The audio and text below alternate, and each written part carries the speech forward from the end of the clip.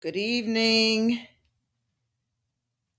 Good evening and welcome. Awesome. How is everyone doing on this evening? Well, night 12. Mm, mm, mm.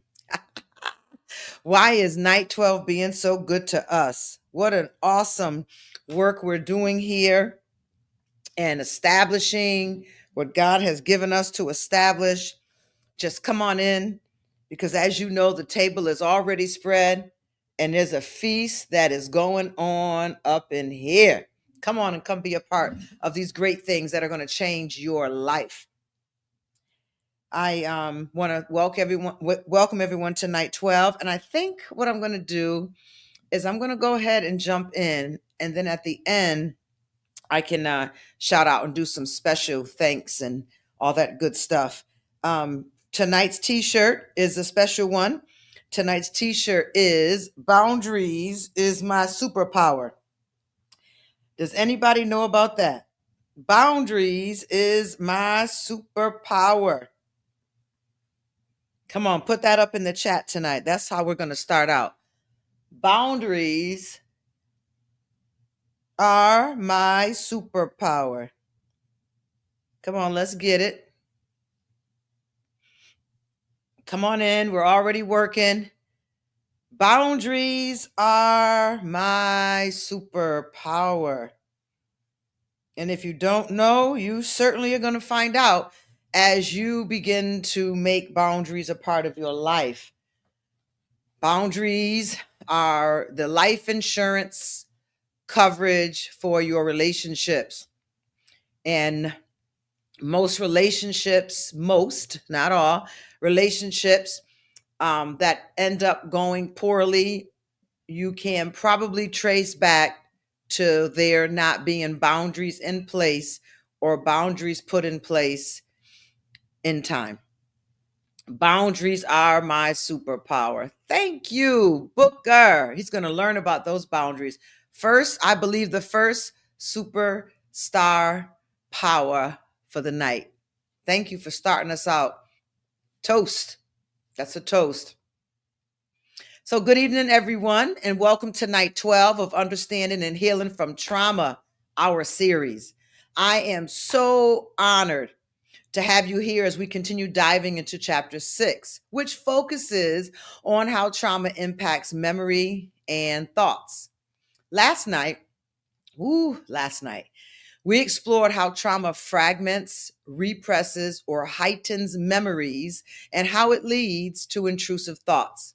Tonight, we're going to take the next step by focusing on reclaiming control over your thoughts and creating safety in your mind. I'm going to give a free caveat on tonight, and I'm going to add a piece in here about how trauma affects your current life. Now, yeah, we've been doing that. We've been talking about how you can't remember the trauma, the story changes because of trauma, but can other areas of my life, like learning, reading, things that had nothing to do with the particular event, can they be slowed or can they be impaired? Can they be challenged because my brain has been reset to this survival mode? And the answer is yes. So I'm going to recap tomorrow night. I'm going to talk just a few lines about what we're going to work on and keeping us focused on the book. But I really want to go into making things in real time. I got some wonderful testimonies on today. One I know gave permission, and I will read that one at the end, but it's all going to tie on to the work we're doing and the goals that we have set for ourselves. So on last night, we dealt with trauma and memory. We discussed fragmented, repressed, and hyper-vivid memories and how they affect us in our daily lives. Intrusive thoughts, these involuntary, distressing thoughts are tied to unresolved trauma and can feel overwhelming. And then we dealt with some steps to process memories, talked about grounding techniques, journaling, and reframing thoughts were introduced to help process and integrate trauma memories. Tonight, we're going to build on these tools, but we're going to focus on strategies and more how my life today is still affected from the trauma of yesterday. I do want to share this today. Let's see, did I get an? I don't know if I was just reading something on the internet or if I got an email. But since we're talking about grounding and we're staying in the safe areas of grounding, I found out that there are grounding pillowcases. Has anyone ever heard of this? There are grounding. They're not sheets. They're like a mat that goes under their sheet. I had no idea. And I was reading and reading and reading and never got to find out the purpose or how do they actually work. So, of course, I had to go over to YouTube University and I had to look up grounding pillowcases. And they actually plug them in. They're a very light outlet. They don't have the 2 or 3 prong. They just have that little plug that you see in your wall when you plug a light in. And you see there's the 2, and then there's the little hole. It just goes in the little hole, and it's just enough grounding, I guess, that goes through the pillow. And people have these grounding lights. They look like they're the size of a pen, and they shine it on the pillow, and you can see the lights. And I guess this grounding has something to do with the electricity and the electricity in our body. So I was listening to the individual testimonies on it, and some people were swearing by it. Others were saying it helped a little. And there was one woman, she said the research that she had done on it, it showed that you will get better sleep, less anxiety. It takes you less time to fall asleep. For all of those that are looking for some of those helps, there's grounding mats that go above your mattress, but below your sheets, and a grounding pillowcase. And I was thinking about buying one and even giving it away to someone who's struggling to sleep at night, to either fall asleep or to stay asleep. I was reading that it affects it's an anti-inflammatory. It helps with inflammation in the body. This one woman, she was the only one that kind of gave, I don't want to say a negative, but she gave more of a realistic response on it. She gave the good, and then she gave what she considered how it worked for her, the not so good. And her not so good was that she just wanted to sleep. It was like her body would go into such a deep sleep. And she admitted she was already a heavy sleeper. So the grounding pillowcase, she said, just knocks her out. And she would just sleep and sleep and sleep, which she said she did not want to do. But has anyone heard of this before? Grounding pillowcases or grounding sheets, mats? Let's see. I think that's, is that a Luz Rivera? Yes, I can see from across the room. Boundaries are my superpower. Is that a $10? $10 superpower sticker. God bless you. Thank you so much for sewing into this work. Has everyone gotten their tickets yet for January 31st? We're going to have a good time. Grounding pillowcases and grounding mats. So if I get one, I'll try it. Maybe I'll just log in to my members only on YouTube and my members only on Facebook, and I'll open it up and put it on the bed and kind of show you how it works or whatever. Just to the members only, a little small group. We can do a little more personal things in the members section. Yes, man. Well, I was thinking about that too. A couple of, especially you men, even my son, had come to my mind because sometimes the tossing and the turning and all of that. I really would like to know if it works. So if someone that I know closely tried it, that would be good. And I may try it as well, or just go by your testimony on it.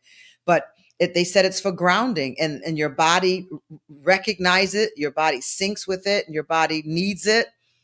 I would probably do a little more research on it before I went ahead and purchased it. It wasn't like crazy price, but it was more than you would pay for a regular pillowcase, of course, and a regular bed mat. But that's just something I want to share that came up today. I was not one ever that really dealt with grounding. I do not deal too much in my personal work, for me personally, with trauma in response to anxiety and having trouble sleeping at night. I sleep like, I don't even know what to say. People say sleep like a baby, but babies I know didn't sleep well. But I sleep when I go to sleep. So I don't even know how to compare it to, but I sleep well. The only time I do not sleep well is when I have unresolved issues on my mind, and I know that. Once in a while, occasionally, I'll have perhaps unresolved issues on my mind, but I will not be able to pinpoint what it is that happened during the day or happened recently that is now affecting my sleep. And you've got to deal with the subconscious to find out what that is. And what do you do in those instances? You journal. You journal. And you go back and you read your journals and you're like, that's what it was. For some of us who are heavy picture takers, if you take pictures and you kind of look at, where you were that day, what screenshots you took, you can kind of figure out what set your day off to the left that you did not resolve, you did not get closure on, and now it's affecting you when you sleep. And there's a reason why things affect you when you sleep. And we will get to that as we go further through these chapters. But we were just talking about grounding, and that there's actually some tangible material that's supposed to help affect better sleep, less anxiety, and some other neural responses in our bodies. So if you tried it or are going to try it, please let me know about it. I would really be interested in that. So what are some steps to reclaim control over our thoughts? Glad you asked. For example, a lot of us, I know, we deal with negative beliefs. Negative beliefs. This comes from trauma. Even if it was just someone who spoke negatively to you, maybe when your mind was in its developmental stages, or maybe someone that you really trust, had hope in, or loved, and they just started talking really negative and down to you. That's trauma, because trauma is anything that you could not cope through, period. Doesn't have to be a catastrophe at all. Anything that you struggled to cope through. So if that was the case and that was your trauma event, oftentimes negative beliefs will form like a tape. We call them loops, and they will automatically play because that was what your mind was used to for a certain period of time. And when you suffer in a traumatic experience, your brain kind of freezes in the fight or flight. But it also, if you will, the traumatic words, if we're talking about just words for this trauma, not so much physical, they make an indelible impression on your brain. And your brain doesn't know what to do with the thought, so it keeps bringing it up. What do you want to do with this? What do you want to do with this? And we let it stay there until we actually believe some of the lies that are being said through us. So some examples of those thoughts are, I'm not strong enough to handle this. When is the last time you felt like that about something in your life? I'm not strong enough to handle this. A thought like that, I want to reintroduce to you again tonight, reframing. So when you have those negative thoughts, catch them. Catch them. Don't work through it. Don't smoke your cigarette through it. Don't do whatever your defense mechanism or your coping mechanism is to ignore it. Start confronting what these are so that you can start reframing them. And you would reframe it with something like, I have survived this far, and I'm learning to go stronger every day. I have survived this far, and I am learning to grow stronger every day. That's what you want to say instead of, I'm not strong enough to handle this. So how do you challenge these negative beliefs? Write it down. Catch it.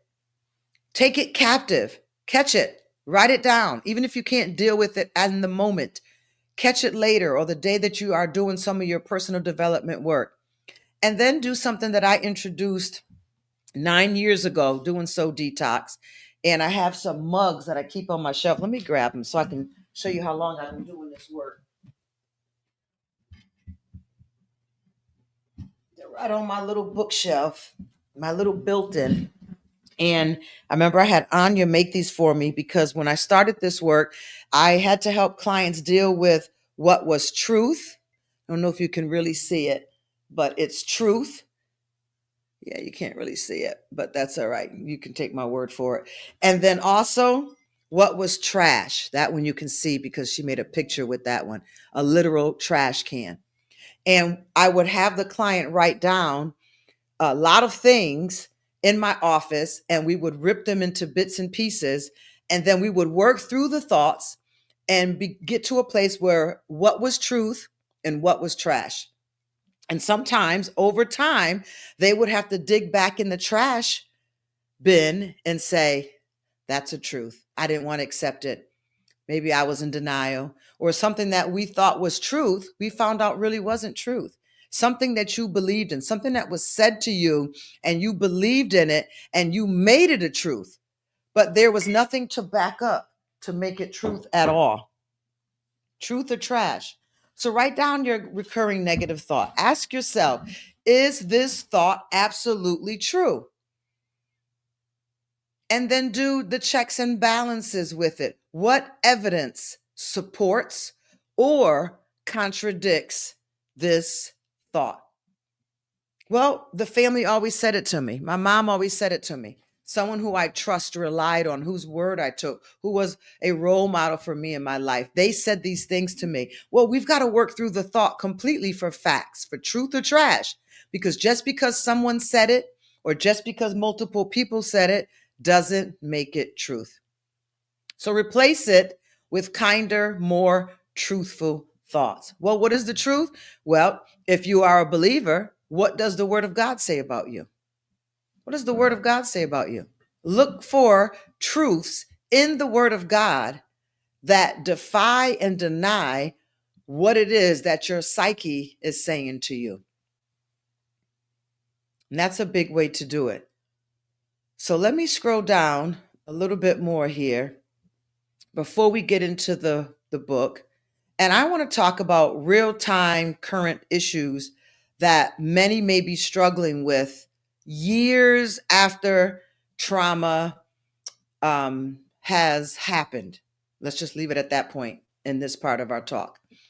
I want to say maybe you've done some work regarding your trauma. Maybe there's some awareness. Maybe you spent some time in therapy working out through the trauma, but maybe you didn't finish, or maybe there's a part of you that you were still holding on to.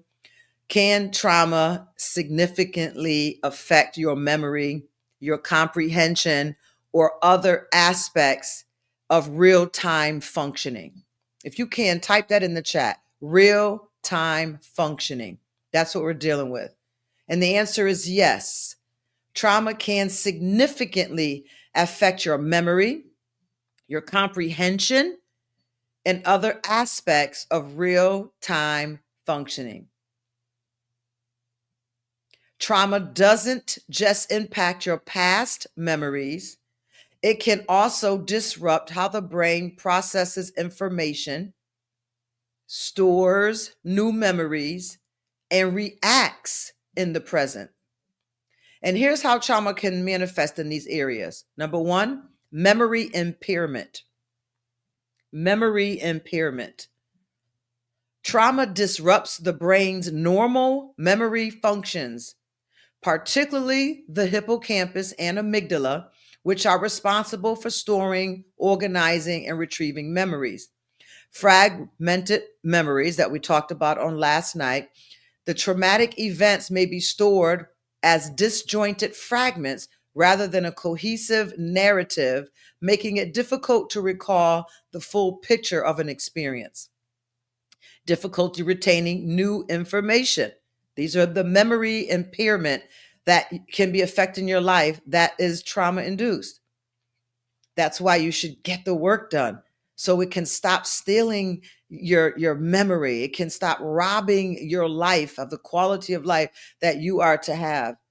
And it can stop killing what the seeds and the things you want to go forth to do. I know so many people that have reached out. They want to go to ministry school, but they say, I can't remember things and I have to write things down. Can I record the classes? I want to go to ministry school, but I freeze during tests. I want to go to ministry school. Are there tests? Are they open book tests? Because I suffer with flight when I'm overwhelmed, or when fear of a test can trigger the fears of your traumatic past.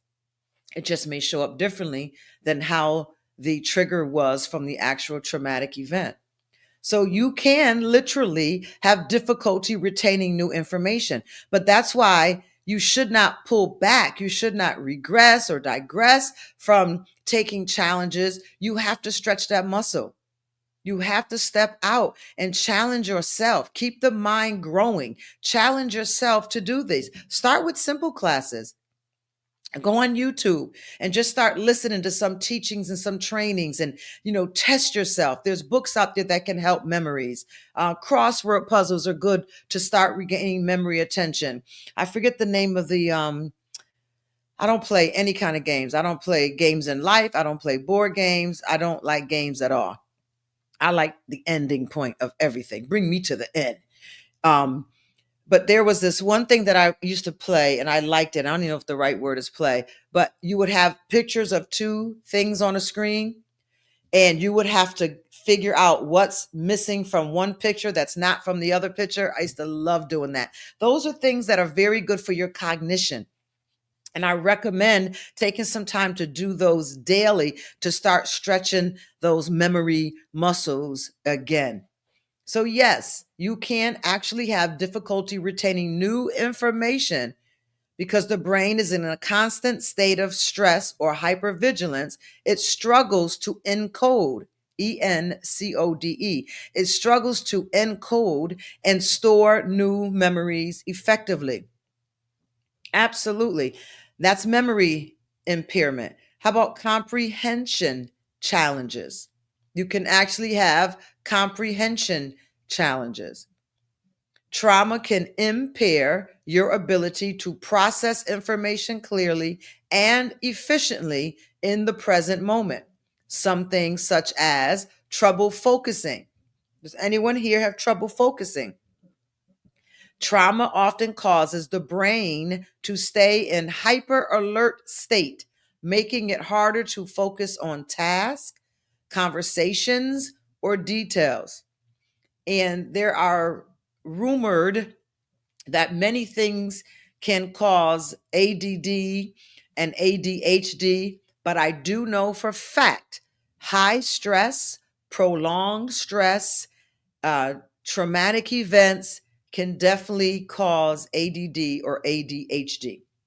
That a lot of us in our culture likes to act as though the government made it up and it doesn't exist. And where was it before? Well, family units were different before. And now there's so much stress on children. Children, they are experiencing secondary trauma. They have parents who are working a lot and not giving them the time that they need. They're living in homes that are way too busy, way too much unattunement to them, lack of attention. No one's helping them read. There's so much going on in homes nowadays that children are lacking so much than children from the former days. So trauma can also, and chronic stress can also lead someone into ADD and ADHD, or maybe not perhaps the diagnosis, but the symptoms of it, things that appear as part of the diagnosis of ADD. And that focusing thing is one of them, especially which the HD, the ADD, which is a focus deficit, an attention deficit disorder. And I have to make sure I do it right. I have to see it in my mind because I worked in neurology for so many years that sometimes I'll misquote the DSM-5 and I'll say the DCM-5 because I'm used to ICD-9 codes in neurology. Anybody in the medical field? So I'm so used to the ICD-9 book that gives you the diagnosis for symptoms, and then the CPT code book that gives you the code that the insurance company wants in order to pay the doctor. Like, it's so programmed in my head. I worked in neurology for so long that sometimes I misquote it, so I want to get it right. ADD, attention deficit disorder, and attention deficit disorder with hyper. That's the HD portion. And that's part of that diagnosis, that ailment is trouble focusing. But also, before you're diagnosed with ADD, you should get checked for trauma. Trauma can cause the brain to stay in hyper alert state, making it harder to focus on tasks, conversations, or details. Slowed processing. You may struggle to comprehend or absorb new information because your brain is preoccupied with processing past events or managing heightened stress levels. Can anyone connect with that? Slowed processing. Do you feel like sometimes you're slow processing? And that means you are preoccupied. Your body's there, but your mind isn't. There's something else that's running when you should be focused or in present doing something else. Are you often preoccupied with processing past events? Are you often preoccupied with processing past events from that morning, from that day before? Or preoccupied managing heightened stress levels? Do you have issues, difficulties connecting ideas? We're dealing with the comprehension challenges now. Difficulty connecting ideas. Trauma can make it challenging to organize thoughts or see the bigger picture, leading to a sense of mental fog or confusion. Look how this is affecting us today. So, is it that you can't remember? Or is trauma still taking from your life, still stealing, killing, destroying? Difficulty connecting ideas. Trauma can make it challenging to organize thoughts.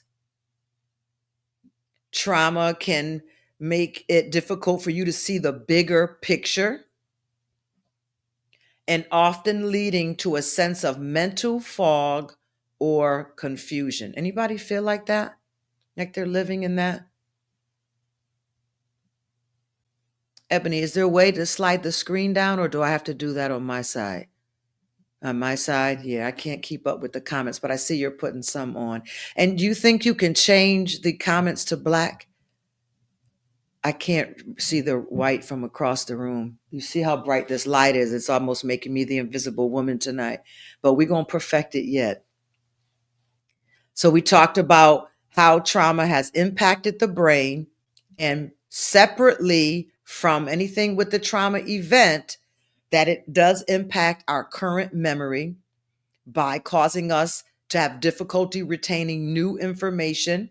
And that's why you want to compare yourself to other people, and you can't do it because your brain is operating on a different frequency than theirs because of the trauma you experience, or maybe the trauma that you experience that is undealt with, or maybe the trauma that you experienced that is affecting a different part of your brain. So I'm not as smart as them. I don't remember like them. I don't get ideas like that. My mind's not as fast as them. It could just be the trauma holding you back. I have experienced that mental fog before. Yes, and I know it's no fun, right? So one of the things in the current is a memory impairment, difficulty retaining new information, and even some of your memories currently can be fragmented. And definitely, you may lose information. It's called like a brain blackout. And we definitely know that it's true regarding the past experience. We can block it out. But even sometimes you're like, I don't know why my brain blocks things out, because your brain may be processing it as if it's a threat, or it's bringing you some fear, or it's bringing you some heightened feeling. It could even be a heightened feeling of excitement. And because you have this heightened excitement, your brain is connecting it with another heightened fear or unsurety. So your brain will block things out that you need it to remember. It will block things out because it thinks it's doing you a favor, because your brain's job is to help you survive. It's to make you survive. Karen says, constantly double checking myself. Absolutely, Karen, and you are not alone. And I think often we are using the excuse of we're getting older way too early in our life. We're using it way too early. What we should be getting too old for is ignoring the trauma of our past. What we should be getting too old for of assigning other people's responsibilities to how we feel and how we live and how we grow.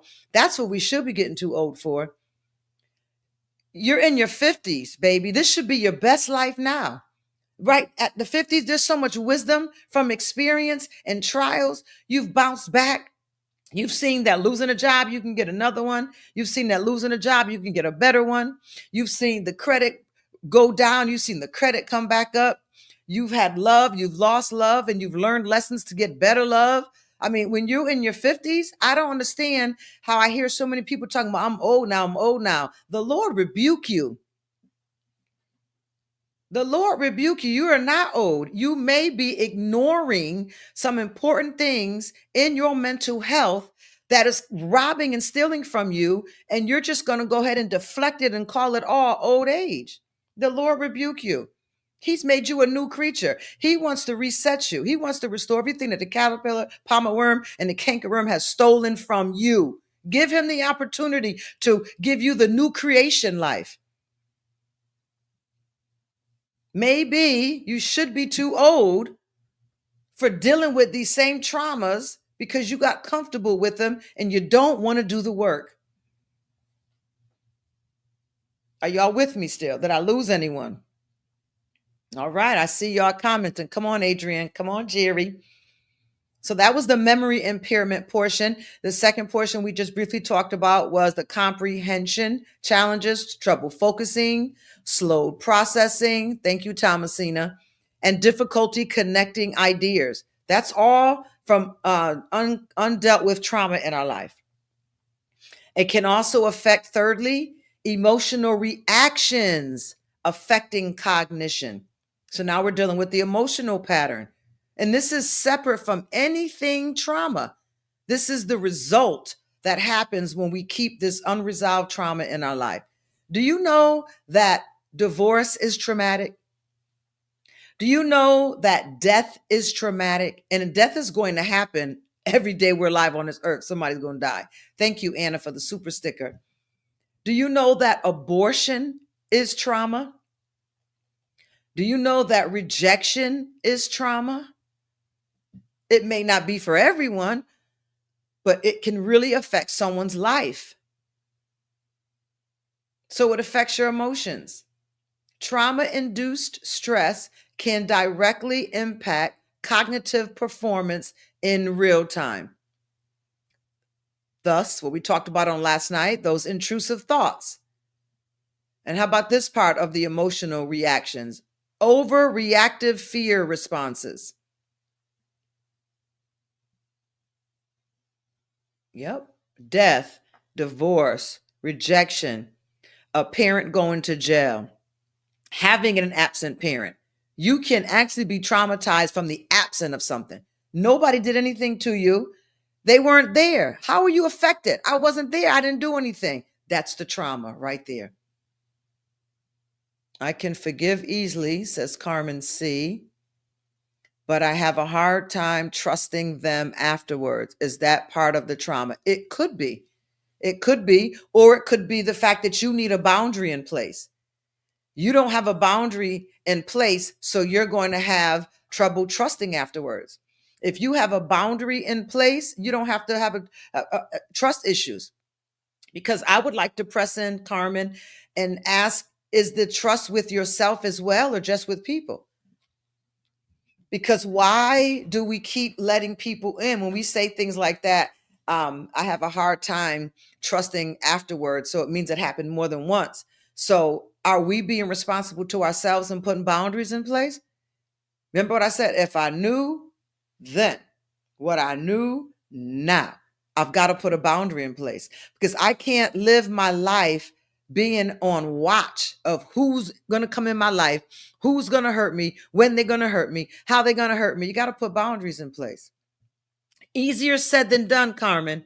But I think if you talk it out with someone, they can specifically show you where a boundary needs to be in place so that you can catch things early before they actually turn to hurting you or keeping you from trusting again in another relationship. Because what if you get a great, great, great person in your life and now you're going to ruin it because you've got all these radars and trust issues going off? Testimony from Rosa, doctor appointment today, and learned I am at risk of heart attack and stroke at 46 due to unresolved trauma. You're kidding me. This is a godsend. Thank you for not letting me perish in my ignorance. A lot of our health issues are caused by that. The doctors are telling you that now. A lot of our high blood pressure, a lot of it is eating, of course, but a lot of it is the stress, this chronic ongoing stress, either that's just chronic ongoing stress or from trauma. And it's affecting our health. We're dying young, we're dying early. So some of the emotional reactions that affect our cognition is an over response to fear. It can cause us to misinterpret neutral situations as threatening. Thank you, Gwen Molden, for your super sticker. I appreciate you. Overreactive fear response causes you to misinterpret neutral situations as threatening, affecting how you process and respond to real-time events. How else has trauma shaped my brain? Because I think where we are now at chapter 6, I can start changing the language because I'm easing you in the waters slowly. But you're going to see by the time we get up to about chapter 8 that trauma actually shrinks our brain. Trauma actually shrinks our brain and causes these memory deficits that I'm talking about on tonight. But we have to ease our way there. And, there's some language that I want to use with you, but I can't use it now because I need to get us slowly in the water. Decision-making difficulties. Number 4. Unresolved trauma will cause decision-making difficulties. Trauma can impair executive functioning, which includes decision-making, problem solving, and planning. Do you know there's an executive branch in your brain? There's an executive branch. Our brain is the government of our entire system. And we have an executive branch in our brain. And that part of our brain functions with decision-making, problem solving, and planning. But what happens with unresolved trauma or long-term chronic stress, paralysis will overwhelm us. Thank you, Diana Santos. Boundaries is her superpower.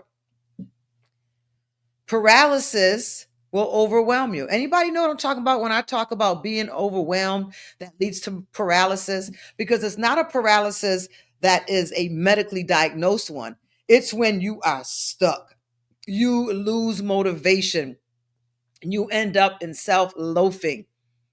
You are stuck. You had 10 things planned for the day and you got one phone call or one letter in the mail or some type of stress or news that came to your way that overwhelmed you, and it causes this paralysis. I see, is that Carlona? I see Newsom, I think is the last name. Forgive me. I'm all the way on the other side of my room. I don't want to disrespect anyone with their name. She says, "Oh my God, I do not want my brain shrunk." Wow, this is so helpful. Changes have to be made immediately. Absolutely. And this is the stuff people don't tell you about. And we have to start educating people because the truth sets us free. But it first starts with hearing the truth. Sometimes you have to have your systems jarred. You have to be shocked with information, like Rosa's testimony that she just shared on the screen tonight. Information like that, sometimes it jars us and it brings us back into reality and says, I got to get my life together. Why am I playing around with this stuff? So the decision-making difficulties, that's the legislative branch of our brain. And it causes us, when overwhelmed, to become paralyzed. And also we talked about on last night, overthinking or catastrophizing. Who are our overthinkers? Thank you again tonight, Alexis. The Soul Detox has been helping me so much. Thank you. And thank you for taking the time just to tell me that. Such an encouragement. 30 days, the spirit is willing, but the flesh gets weak. So the encouragement helps me. Thank you. And thank you for sowing That $4.99 super sticker. God be with you. Overthinking or catastrophizing. Trauma can cause a heightened focus on potential risk, leading to difficulty making confident or timely decisions. I see Mike in the comments. My health definitely brought all this full circle, realizing that I had become my own worst enemy. We do, and it's usually through self sabotage. That's what trauma induced individuals do. We end up in a self sabotage. See, we reproduce after our own kind. That's a law in the earth. It's a law in the Bible. We reproduce after, a spiritual law, I should say. We reproduce after our own kind. So if we were taught to beat ourselves, either verbally, physically, or any other kind of way, psychologically, what happens when we grow older? We reproduce that unknowingly, unconsciously. And sometimes we are the worst treaters of ourselves, but we are quick to call somebody else out when we don't think that they appreciate us, when they love us, when they have trust issues with us. But usually the things that we attack in other people are the very things that we're doing to ourselves. Yes, Angela, I saw your comment. Kingly Priest is an overthinker. Woo-hoo. We got to pull you out. You got to get out of there. Yep. Self-sabotage is horrible. Overthinking, catastrophizing. Trauma can cause a heightened focus on potential risk, leading to difficulty making confident or timely decisions.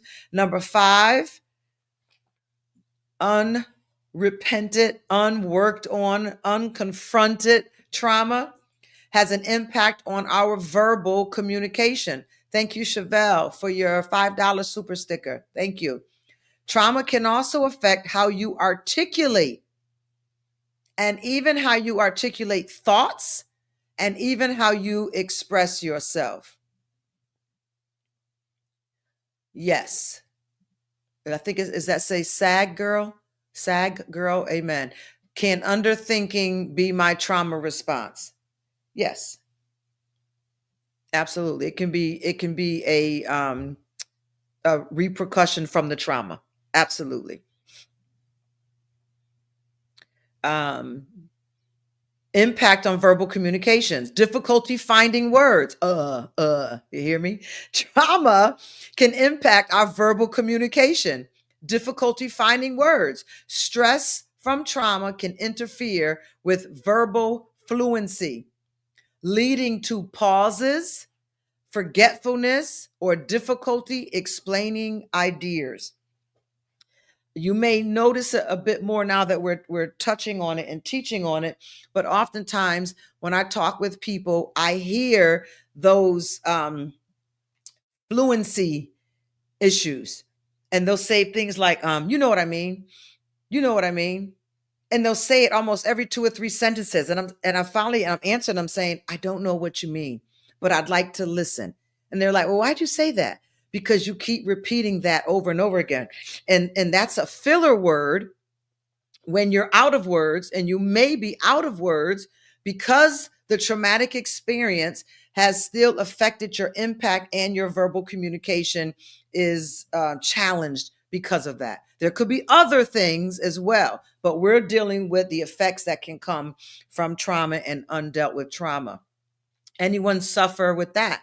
You find yourself, when you're in a stressful situation, it attacks your verbal skills. Maybe you're even unable to communicate. And it could be a business meeting. It could be a workshop when somebody calls on you. You know, someone with a secure attachment style, someone who has not suffered trauma, someone who maybe has suffered trauma, but it has not affected the same parts of their brain that has affected you, will see just being called on in a meeting or workshop or class as stress. The brain does not know that this stress is just somebody asking you a question. The brain says, boop, boop, boop, boop, boop. Remember the last time you felt that? It was a traumatic event. This is how we respond. And it sends back either fight, flight, freeze, or fawn. There's a whole system, there's a whole government in here that's supposed to be working for our good. And oftentimes it's not working for our good because we don't know how to work it. Elitza says, can stuttering be caused by trauma? 100%. And if you and I were talking alone, I would go in much deeper and tell you, I believe 1000%. Absolutely. Secondary trauma, trauma itself, chronic stress, all of the above. Check, check, check. Adrian says, I have had to have speech therapy because I could not find words after COVID. That makes sense. So someone should ask me, can COVID be traumatic? What do y'all think? Can COVID be a trauma in your life?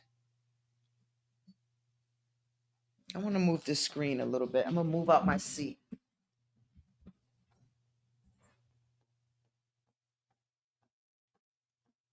Wow, we are way down here in the comments. Getting down tonight. Ooh-wee. Y'all are talking. This is wonderful. I don't even think I'm going to be able to see them all. Thank you, Stephanie Ramirez. What are we saying? Do we believe that COVID is traumatic for some people? Thank you, Stephanie Ramirez, for your super sticker. Thank you, Joelle Rohina, for your super sticker. Beautiful. Good to see y'all in the house tonight. What are people saying, Eb? Anybody commented yet? I know there's a delay. Well, I think I see yes. I think I see no. Lose. It was during COVID that I had the peak of brain fog, being on screen for work and school. There you go. COVID was a trauma in my life. Come on, sir. Absolutely. Now, let me ask you this way. What if you never had COVID? Could COVID still be a trauma to you? Absolutely. Tony says COVID caused and continues to cause trauma. What if you didn't have COVID and people are like, you didn't even get it? How are you traumatized by it? What do you think? Can that still be traumatic to someone, to an individual? Yes, Yolanda Dawson, you better believe it, because the COVID brought fear. That's the main thing it came in.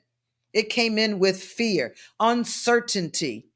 What is Natasha saying? I worked in the emergency department during COVID. Very traumatic. See? So imagine the doctors and the nurses, the EMTs, the medical staff, personnel, professionals, police officers, all of those that had to work during that time, seeing other people's fear, seeing other people's lives lost. That's trauma. Alexis says, yes, absolutely. Being stuck in the house, not knowing what was truly going on. Absolutely. And then watching the news, right? Seeing bodies being brought out and just wondering when your number was up. And then I don't know if y'all remember, I'm not going to go deep into it, so you're going to have to catch what I'm saying, how they were handling the dead bodies then. All that is traumatic. So you didn't even have to have COVID. If you had COVID, boom, one level. You didn't even have to have COVID to be affected by it because it brought so much fear and uncertainty.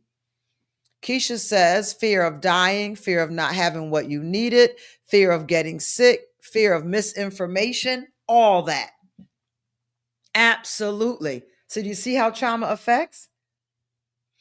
So sometimes, just sticking with the COVID topic, we don't know if it's COVID that's causing some of these mind fogs or verbal communications and all, or if it's the trauma from COVID. Danielle says, we're still seeing students with extreme anxiety from COVID. Many have still not returned to school. Wow, I've never heard that. See, that really needs to be discussed. Wow, there needs to be some group sessions, group therapies for those students suffering like that. That's a big need. So the impact on verbal communication. We talked in that section, finding your words, verbal fluency, pauses, forgetfulness, difficulty explaining things, shutting down emotionally, It will call you to disengage or to be quiet during conversations. That's all number 5, impact on verbal communication, shutting down. And number 6, this is the last one I want to give tonight, is real-time life challenges. Real-time life challenges. Trauma's effects on memory and comprehension can spill into everyday life in significant ways. And this probably will go back to what Danielle has just said, work performance, school performance. You might find it harder to meet deadlines, retain instructions, and even stay focused in meetings. Someone said that on here as well. I don't know if that was Tony. Real-time life challenges from trauma, relationships. We had a whole chapter dedicated to relationships. Misunderstandings can rise due to difficulty remembering conversations or interpreting others' intentions. And this topic right here is bigger than these 2 lines that I just explained to you. It is so much bigger. Thank you, Cheryl Wilberg, for your super sticker. Misunderstandings can rise due to difficulty remembering conversations or interpreting others' intentions. This is huge because there is a disassociation that's that's brought in by trauma, introduced by trauma, that affects relationships. And you two may be arguing a certain thing that was said, or you may be arguing over a certain thing that was supposed to happen. And one of them literally cannot remember saying it, or they literally twist and believe wholeheartedly that they never said it, never promised it. And you're like, I'm going crazy here. Because trauma shrinks the brain. I'll jump ahead a few chapters. And that brain shrinkage actually causes memories to get lost. Thank you, Thomasina, for your super sticker. Thank you, thank you, thank you, guys. So the other part, real-time life challenges, which was number 6, work performance, relationships, and self-care. Self-care. That's why I remind you every night to take care of yourself, because you have become someone special to me, and I'm leaving you in your hands, and I need to know that you care enough about yourself to take care of my friend. Forgetting to complete daily tasks or struggling to plan ahead can disrupt routines and lower overall quality of life. Undealt with trauma that we're not confronting is confronting us. And this is how it shows up. Start practicing your grounding techniques. When I opened up today, go back for those who got on a little later and listen how I was sharing about grounding pillowcases and grounding mats for your bed. Check it out. I'd like to hear some feedback on it.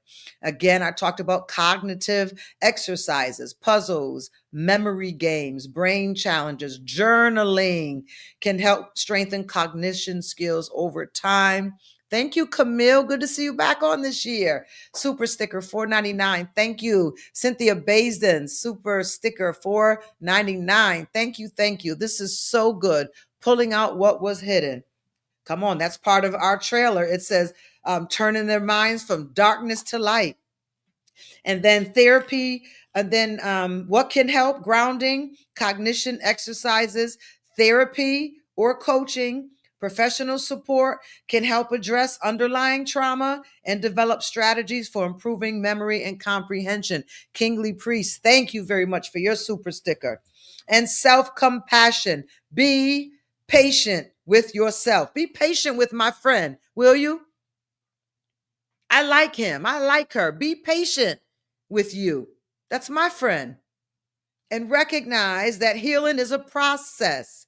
It's okay to take things one step at a time.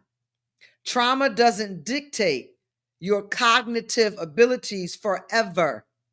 With awareness, support, and practice, you can work towards restoring clarity, focus, and mental strength. Tonight's t-shirt is Boundaries Are My Superpower. Again, you can order it in any color that you like. You don't have to get a white one just because I have it on. Derek Cranford is being very gracious with us, and he's letting us pick colors. And as long as he has them there in stock, You can have it on your chest. Boundaries are my superpower. How good is that? Did you appreciate that tonight? Did you appreciate that tonight? I wanted to thank some very special people before we end. I want to remind you that our January 31st event is published. It's on the website. You should have gotten an email about it. So go ahead, please, and get your tickets. I need to see you in the place. And from the other nights, I know I missed calling you out, but I do want to give some special thanks and praise to these special individuals from Facebook. Ivory Alexander, thank you for Superstars. You've sent it a couple of times. Tony Cranford, thank you. Pretty Eyes, thank you. Cynthia Baisden, thank you and thank you and thank you. Pretty Eyes had even said that night, there will be victory after this. And again, Ivory Angel sent 100 stickers. Cheryl Wilberg, Chevelle, Tasha Ross. It was just so many stickers coming in, but I didn't want to forget you because that's sowing seeds. Thank you, Rosa Lee, again for your super sticker, $9.99. Let's see. I think she says, be compassionate. Wisdom given in love may have saved my life. Thanks a bunch. You better believe it. And again, my Cash App is on the screen. I would appreciate any seed that you sow. I pray over all those that sow seed into this ministry, especially in preparation for what we're doing on January 31st. We can only go higher. We can only go better. I want you also to be aware that one of these nights, a Friday night, a Saturday night, after we log off social media, I'm going to go live to members only on social media. So if you have become a member on YouTube, you're going to get another message after we get offline, and you're going to say, what is this? What's going on? Well, you're a member. So you get some behind the scenes stuff. I'm going to allow you to ask questions. I will discuss your assessments with you. I can answer some questions for you, just for you, but that's for those who went to YouTube, click subscribe as a member. You became a member. When we get offline on some Friday and Saturday nights, when we got a couple more weeks left, I'm going to go into the members only live, and we're going to stay there as long as we have to. We'll do some praying if you need that, if you want it. We'll do some deliverance right there in our private section for members only. So take the time and be a member. I'm giving warning now. So we've got 2 Fridays, I think, and 2 Saturdays left. So we might as well make good of them. Thank you, Ebony. She's saying join as a member on YouTube. That's right. Well, I believe that is it for tonight. Thank you for being with me. I hope this information has really thrust you into a place that you really want to care about yourself and do so much more greater things for yourself. There's so much unlocked potential. Let's look potential. Let's unlock potential. Thank you, Carolyn Booker. Thank you and thank you. So thank you for showing up tonight and for your commitment to reclaiming your peace of mind. Healing doesn't mean erasing difficult thoughts or memories. It means learning to navigate them with strength and compassion. Every step you take brings you closer to creating a mind that feels safe, supportive, and resilient. And that's what I want to make, resilient people, resilient detoxers. And remember, if you'd like some one-on-one support to deepen this work, I and my team is here to help. Visit us at www.suzannemhoward.com. And you can email us also at info@suzannemhoward.com or ebony@suzannemhoward.com. Rest well tonight, knowing you are actively building a healthier, more peaceful inner world. I'll see you tomorrow night for night 13 as we continue this transformative journey together. I wish above all things that you prosper and be in good health, even as your soul prospers. God bless you and good night.